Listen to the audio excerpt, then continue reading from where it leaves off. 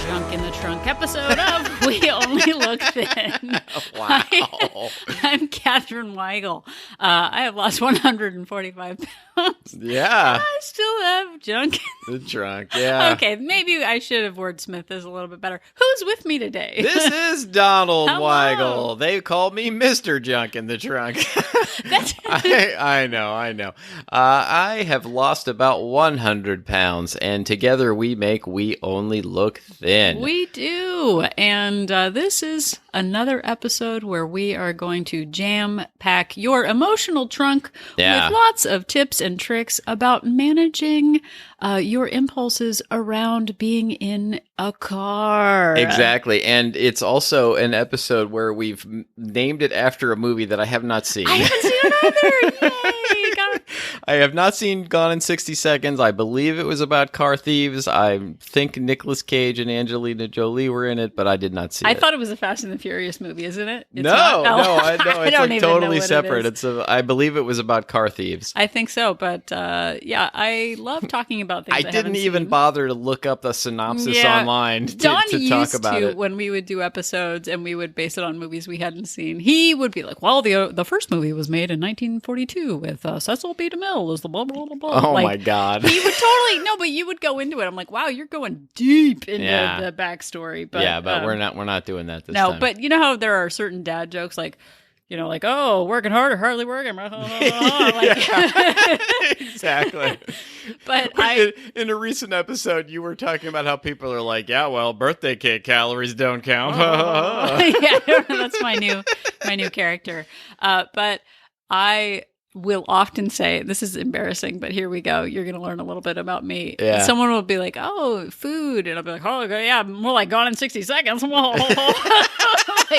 that's like my back pocket, like, get it? Like the movie, because it's about food and it's Gone in 60 seconds, but instead of a Mustang, it's a churro. I think the audience has it. I think they get it. You know what? I'm going to own who I am, because at this age, there's no going back. So I'm just going to be who I am. Be the best Catherine you can be. Yeah, sorry. Actually, not sorry. I'm perfectly happy. You can listen to another podcast. Whoa. Well, please don't do that. Yeah, keep listening to this one. We appreciate you. So we did a recent episode called Road Scholar. Oh, yeah. Where we talked Very about clever title. Road trips. And this is another kind of road trip, but it's a road trip around town. Yeah. Which is a different kind of road trip. Now, I have not yet gone on my road trip, so we still don't know how that's going to go. I wish I could say. Yeah, we said we were going to give you an update about how that went, but it actually hasn't happened yet. Honey, I'm home. A little behind the scenes. Sometimes we record these episodes on the same day. This whole episode's out of order. This whole courtroom's out of order. You can't handle the truth. Yeah. Oh, no. I wish I hadn't seen that movie. But anyway, Gone in 60 Seconds. What are cars to us? I will tell you, Donald, you don't even have to answer this. Sometimes I throw questions at you. There's so many answers to what are cars to us. No, but sometimes I ask you a question and then we'll pause and Donald's like, I have no idea what you're talking about. Yeah, I don't know how does this relate to weight loss? I'll rhetorically ask you this question. What are cars? I'll tell you what cars are. Please do. Some call them voitures for our French listeners. Yeah. But some say vehicles. Vehicles. Yeah. Cars are a symbol of freedom. Ooh. The promise of adventure. Yeah. And in my case, a fantastic place to secret eat. Oh, yeah. Have you ever done that, Donald? Sorry, I'm actually asking you this question. Yeah, I have secret eaten. I was trying to figure out whether it was secret ate. Secret oot.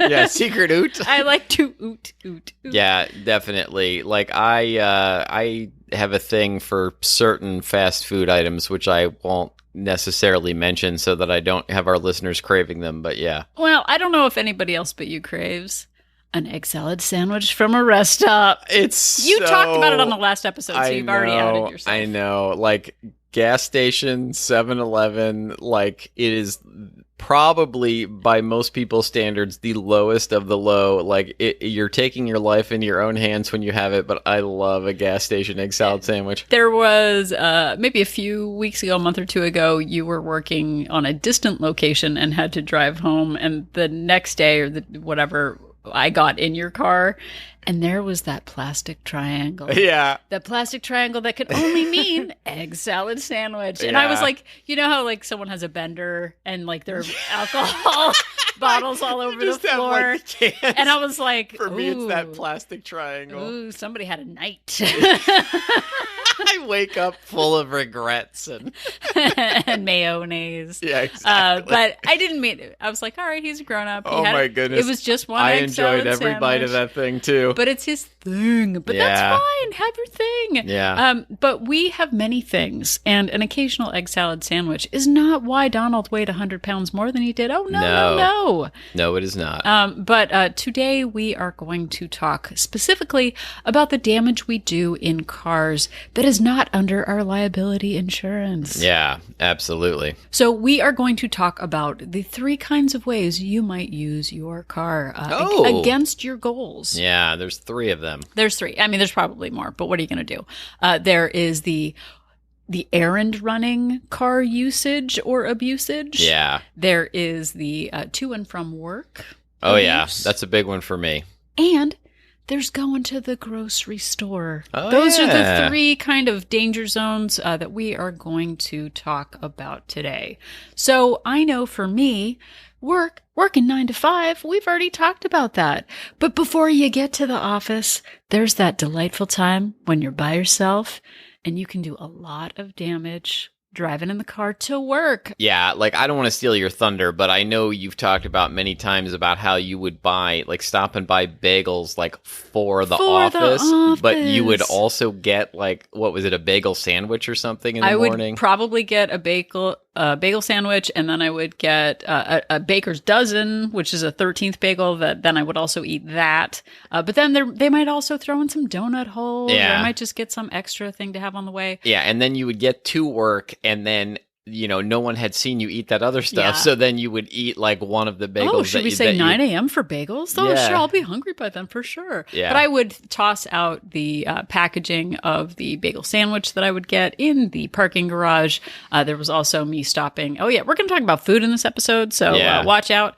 There was also a McDonald's on the way to work where I would get my breakfast sandwich. There was also a donuterie. At one point, I had no idea this was happening. There was a time where I would have said, oh yeah, Catherine and I haven't been to a McDonald's in like 15 years. And in the meantime, you were stopping at McDonald's on the way to work. Yeah, but also there was me waking up in the morning.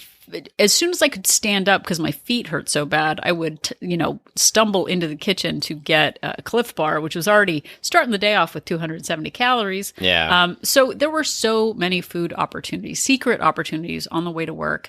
And I think I calculated recently that I could average a 4,000 calorie day. Oh, yeah. And nobody knew. Yeah. Like, why? Catherine, all you eat are salads. You only eat salads. Yeah, and if everyone knows, if no one knows about your calories, then they don't count. Yeah. It must be my thyroid. It must be. But then also there was the, leaving work in the afternoon to go pick up our daughter and being kind of hangry. Yeah. And like, and going to pick her up and then getting home and then being starving by the time I got home and then making really calorically promiscuous and dangerous choices when I got home. And guess what? I have learned. I'm a grown-up who is capable of making grown-up choices and not being a victim to my 9 to 5 lifestyle. Yeah, and I used to do something similar. I would eat food at work, obviously, because I was there all day, and then for a while, and I think they do again, Burger King had this like veggie burger thing, and there was this drive-through Burger King on my way home from work, and I would stop, and I couldn't just have the burger. I had to have fries or onion rings. Gotta make it worth the something while. like that, and then eat that, and then come home and then have dinner on top of that. Yeah. Why? Oh, why? Eat the burger on the way home in the car, and then eat the food when I got here too. Yeah. So guess what? Like I said, you already knew because I already said it. We're grown-ups. Yeah. And those caloric choices add up day after day. There was no surprise that I was 145 pounds more than I am today because I made every day a mystery in terms of my hunger. Right. And I paid a high price for that. So guess what? I don't stop. And I know I work from home now, so it's different. But Monday isn't a great day to start with a giant breakfast sandwich that's super indulgent. Right. And secret eating. So at this point, maybe we'll start with a tip. Make it a special day that you maybe have a single indulgence. If you're going to have, you love your breakfast sandwich, make it Wednesday. Hump day. Hump day is a hard day. Right. Got to get through the day. One day a week, I stop for a treat.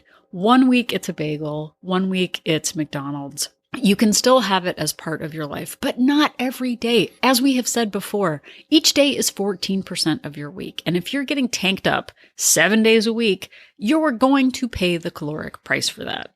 And I've talked about this a lot on this show, but it's really a cause that is near and dear to my heart because I am convinced that it's really been the key to my being able to lose the weight and keep it off. Is that I used to, whether I admitted it to myself or not, I would self-sabotage myself all the time. And I would look for excuses to overindulge. And so actually really setting an intention for my indulgences rather than just, willy-nilly eating whatever, whenever, just because I was, 5 minutes away from home and suddenly I let myself get hungry has really been one of the keys to doing this. Actually, really mindfully doing it and not making up an excuse, not lying to myself that I deserved this treat or that I had to have it or that I was too tired to do something else, but actually really making an intention and doing it within my plan really does make a huge difference in really sticking to a plan and being able to do this. Well, and two, I know I just said maybe plan an indulgence for Wednesday, but having an indulgence in the middle of the week, honestly, is not a great plan for me. Yeah. When I save an indulgence for the weekend with other people, I feel so much less judgment or shame about it. So now I stopped going to McDonald's for years. And it was only a few months ago that I realized I could go and get a Happy Meal with our daughter and not secret eat it. And now it's just sort of a part of something we do if we're in a rush or if it's a weekend or something like that. We will go and get a purposeful breakfast sandwich or something, but I do it with other people, not in secret, not in shame. Another thing to do is just to have a simple policy. I do not stop for bagels. I do not stop for donuts. I do not, when I go to Starbucks, I pre-order a coffee and that's all I get. If you make it at I'm here, it's National Donut Day. No, you don't, that's not a holiday you celebrate. Don't do that. I used to do it every single day, and it's not a celebration if it's an everyday occurrence. So just have a simple policy of I do not stop for treats in the morning. I get a coffee and that's all I get. Another one is have a ritual of something that you have when you get to the office. I get Jimmy Dean sandwiches now, probably the same amount of calories as an Egg McMuffin, but not the hash brown and the orange juice and the apple pie and the whatever.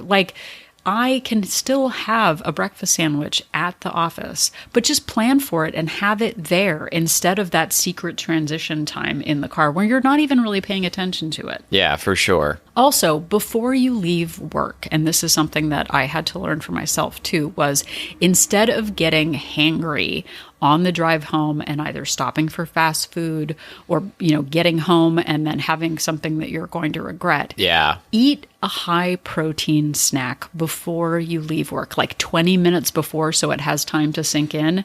Have a miniature protein bar, 140 calories. Have a couple of hard-boiled eggs. Have 100 calories of nuts or something like that to fill you up before you hit the road. Because if you hit the road hungry, the road is going to hit you. Here, I got in my joke. I had that as a joke on the last episode and I didn't use it. Don't let the road trip you. No, exactly. Oh my gosh. No apologies. This is what you get. But in all seriousness, I used to do this all the time. And, they always say that there's a, tip of don't shop hungry, don't grocery shop hungry. And they say that though so that you're not overspending money, but for me the trick was, and I use trick in air quotes, I used to trick myself, kind of intentionally, more than kind of intentionally, into having no choice but to eat something when I was on the road that I knew I shouldn't be eating because I was 100 pounds overweight and I didn't want to be 100 pounds overweight, but I was giving myself no choice but to eat it because I wasn't planning, and I was doing that on purpose because I wanted to eat junk food while I was out. I wanted to eat fast food while I was out.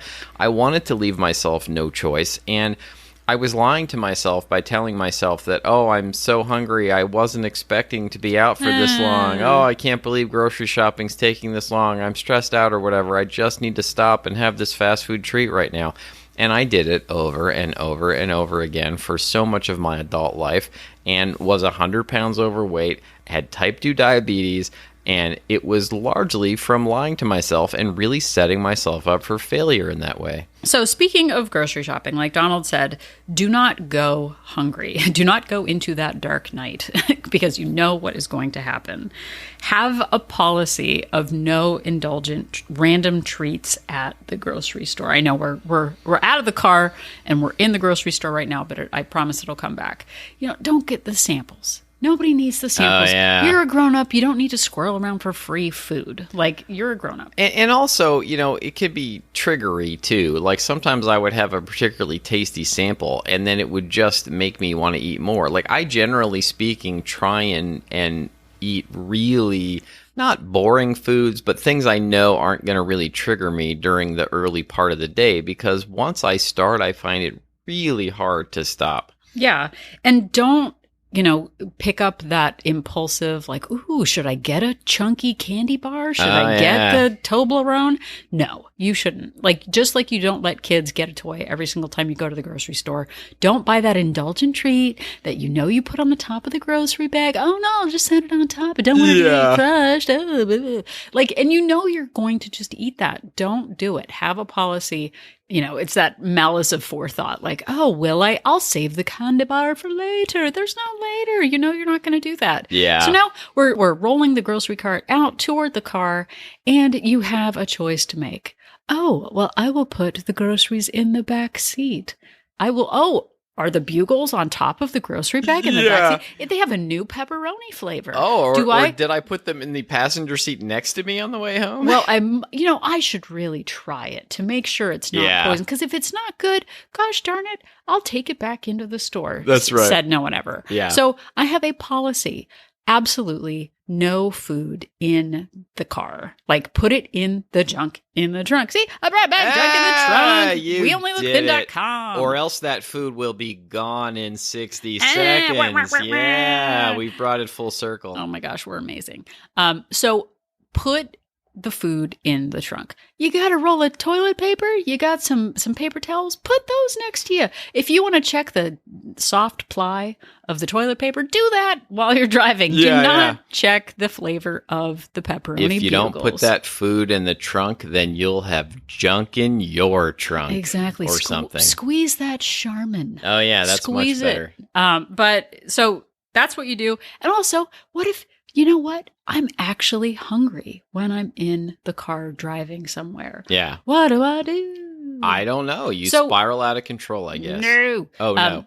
So at that point, you keep some non-triggery snacks in the glove box. Now, you might be saying, because I used to do this, I would put delicious roasted salted peanuts. Not just like in the glove box, they would be in a package. It wasn't just like just like a roasting loose, chestnuts. Just loose in there, like rolling around. But I realized that those were way too satisfying and they were hyper palatable, as they say in the industry. Yeah. So I bought really boring unsalted cashews. Yeah. They're filling. They're fine. They're not something I want to eat a ton of. I keep gas station egg salad sandwiches in my glove box. Oh, that answers a lot of questions. I don't feel so good. License and registration. Oh my God. And what's that? Sir, please step out of the car. Yeah. But keeping something that is fine to eat, but not super delicious, keep it in the glove box. They have 100-calorie packs of unsalted nuts. So I do that. And if you're telling me, because someone has actually said this before, but Catherine, if it's in my glove box, I'll just eat it. They said, wait, maybe say that in English. Some people have said that they cannot moderate snacks in their glove box. Oh, okay. So here's an idea. One. Yeah. You keep one, not one nut, but like one 100-calorie pack. Then you can't do any more damage than that. Or keep things in your trunk. You've got your emergency kit in the trunk, whatever. Keep a couple of 100-calorie packs in the trunk that you can go to. And you know what? I'll say it at the beginning here. I know this isn't the beginning, it's the end. But Catherine, I'll just eat it anyway. Okay, fine. You're just going to eat all the food. Fine. Don't make any changes. Set yourself up for failure and go and get your Big Mac. Fine. Like, you get to own that. If you don't want to make a change, you don't have to make a change. Fine. Yeah, and I don't want to derail what you're talking about, but that brings me back to the me stopping at Burger King on the way home and getting that veggie burger and whatever. Like, if you're driving home from work the same way all the time, and you're driving past the same fast food place, and every time you see it, you're pulling into it, change what you're doing. There is a point at which it is on you, and usually that point is from the very beginning. Oh, is there a Kentucky Fried Chicken on this route? It's not a surprise if you're driving past the same places and making the same choices all of the time. Change up your route on the way home. It might take you a little longer to get home, but maybe you're not going to stop then and eat that food. And hopefully you're not going to find a different place to drive by on the way. But really, like, not really setting yourself up for failure. At that point, you're just sabotaging yourself by doing the same things over and over again. Well, and we have growth mindsets now. We try to come up with solutions. And I think, like Donald said on the last episode, I think, was like, we're in a position now where if we call ourselves on our actions, like, oh, I have no choice. Really? You have no choice. Yeah. You do have a choice. Like, is it Christine? And the car just drives itself into the fast food place. Like, oh, what am I going to do? I'm a victim to the haunted car. Like, no, it's you doing the thing. And for me, and this goes with driving, wherever you drive in your neighborhood, whether you're running errands or grocery store or whatever, you have some agency. And if you know that is a big trigger for you, that whole out of sight, out of mind thing actually matters. When I drive home from Target, when I'm driving to Target, the KFC is on the left side of the street, and it would be really hard to pull in, and I'd have to cross traffic and whatever. But magically, on the way home, it's on the right side of the street. So guess what I've done? I actually take a different route home. There you go. I literally do it every single time. I drive down Burbank to go to Target, and then I drive down Magnolia to drive home, because the only thing on the right side of the street on Magnolia is the U.S. Post Office. Please buy stamps. Support our post office. But I literally, even now, 4 years later, 5 years later, I don't know how much time it's been, I take a different route because I don't want that temptation of like, oh, there's no one in the drive-thru, gonna get it. And guess what? If you are gonna go through the drive-thru, again, but Catherine, there's only one road in my town. Boo-hoo, and there's a McDonald's on the left and the right. Stick with a Happy Meal. Plan for it. Don't act shocked when you're driving and you're hungry. Okay, I am going to plan for it, and I am going to get the Happy Meal or the kids' meal or the mini meal, whatever it is. Have a policy around it and stop acting surprised that you're hungry. Like, you're a grown-up. There's 24 hours a day. We've talked about this. You can figure it out. Yeah, and really, I used to act surprised all the time that these things were kind of happening to me when really I was doing it to myself, and I was doing it intentionally because I really like food, and I was trying to find ways to make myself feel better about indulging in these things because I carry a certain amount of guilt and shame around all of the overeating I've done in my life. And if I could find a way to trick my conscience into thinking that I had no choice, it made it a lot easier to make these bad decisions. Well, and also, and this sort of ties into it, of that putting yourself in a position of being overtired and stressing yourself out. And maybe it's the situation where you're driving home from work and you have to stop at the grocery store and you're exhausted and now you've got to take all the groceries out of whatever. Set yourself up for success. If you know that about yourself, like I said, eat before you go, whether it's running an errand, going to the grocery store, or leaving work. Eat a high protein snack before you go. Conversely, if you get home and you're tired and you're trying to unpack all the groceries and you're exhausted, so you're just going to stick your hand in the chips that you just bought, your groceries can sit for 5 minutes while you grab a yogurt and sit down and just eat something to take the edge off of. I did that the other day, and guess what? Nothing caught on fire in the refrigerator or on the floor, with all the groceries. It could wait 5 minutes. Like, you're not that important. I stopped and I ate something so that I wasn't putting groceries away hangry. And Catherine has said this before, but the chances are, if you're listening to this episode, if you're listening to our show, that you have a disordered relationship with food like we do. And this takes planning. It does take some work to make this happen. This whole weight loss and fitness journey takes work, but it really is about mindset and planning. And if you plan ahead and you don't allow these things to be surprises and you don't allow these things to sabotage you all the time, if you don't set yourself up for sabotage, but rather set yourself up for failure, then you give yourself a fighting chance to actually make this happen. Well, and I think too, we do that, we play chicken with ourselves. Is that a game I think people play? Yeah. But we do that thing of like, oh, well, I'm going out, so I won't eat. Right. And that'll give me time. And then to test our resolve. Right. Test our resolve. And also it'll get me away from the kitchen, and then I won't be hungry. And if I don't eat, and if I feel that like hunger pain, that's burning fat, most definitely. Right. And I'm not getting lightheaded and whatever. But it's a lie. Like, it is a lie to go out hungry and to go out, just thinking you'll be able to power through. There are a lot of people with diabetes who listen to this podcast, like including you, Donald. Including me. I listen to it as I talk. But that blood sugar thing is a real issue. And if you keep, going and pushing yourself to the edge, thinking you're burning more calories by being stressed out, then you're going to revenge eat and you're going to magically be starving. Oh, how did I let myself get into this situation? You do it every time. And like, I do it to myself too, of that magically being starving when I get to Costco. And then I've got to eat something, got to tank up, got to eat the snacks because I'm shocked again that I'm hungry. This happens every single day. It is Groundhog Day. And we can either be advocates for ourselves and take some agency in our life and set ourselves up for success, or we can continue to be victims of circumstance. And guess what? After I've heard the story 5 times, it's not a magical surprise anymore. Right. Oh no, my blood sugar dropped. Oh, did it? Yeah. What a shock. Maybe you should see a doctor about that. Like, oh wait, you did. And you've got diabetes. I'm sorry. Sorry, Donald. I don't mean to personally. No, you're good. But I still do that of that, like, oh no, I'm so hungry. Set yourself up for success. Eat a little something that is not triggering. Have some snacks in the car that are going to set you up for success. Take a different route. All of these little choices add up.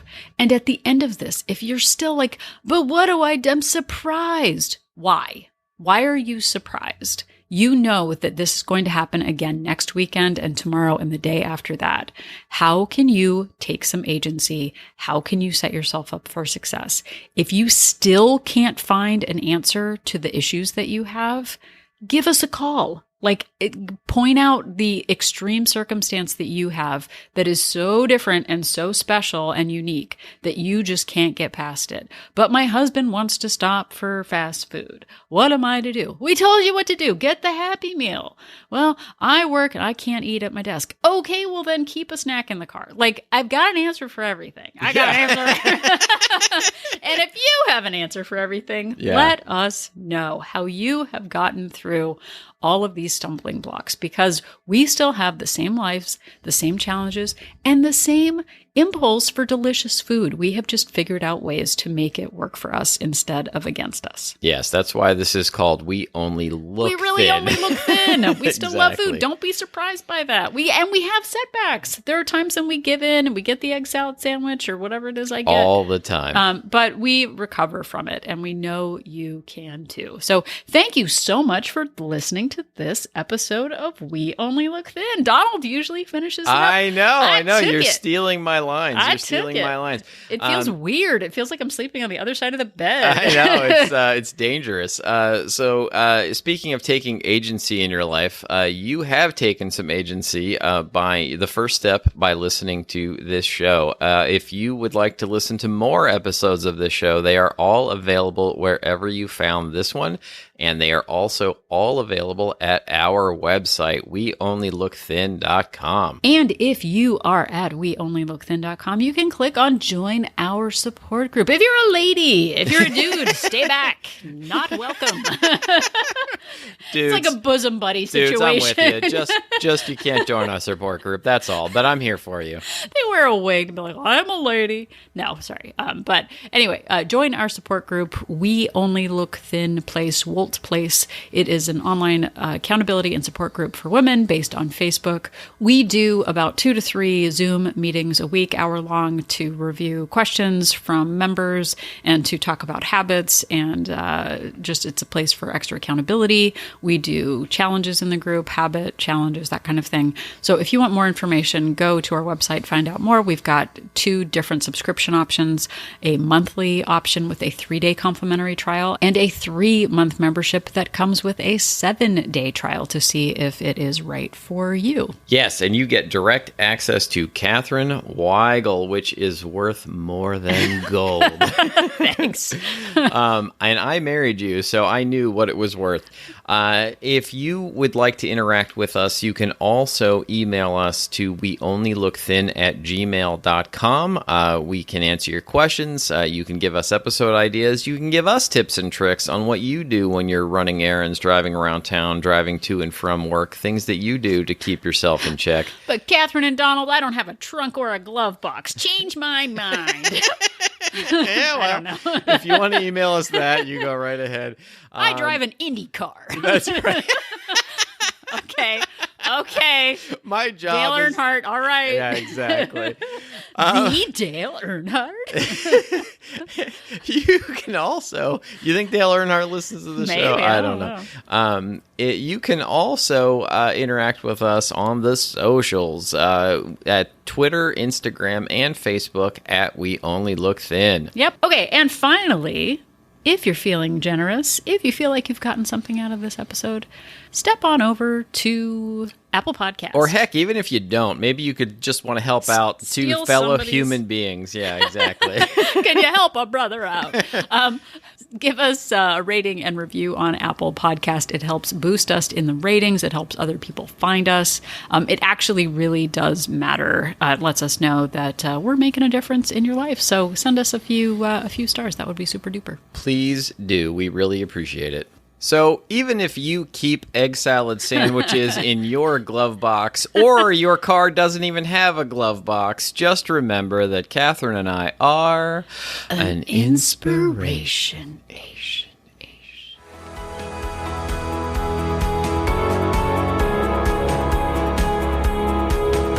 The information that you hear on this podcast is for informational purposes only. The hosts are not medical professionals.